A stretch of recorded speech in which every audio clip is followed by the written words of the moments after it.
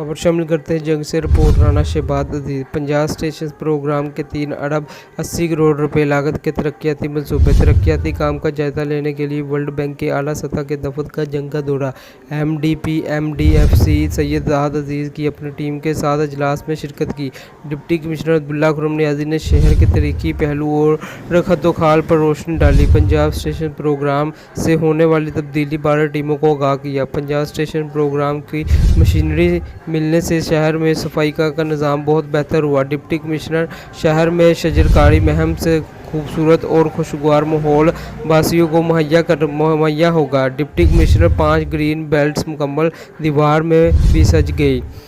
चौक चौराहों की बहाली पर काम जारी। वाल ऑफ जंग में ज़िला के मुख्तलिफ तारीखी पहलू और शख्सियात को उजागर किया जाएगा। तकरीबन 60 साल पुरानी सीवरेज को तब्दील किया जा रहा है।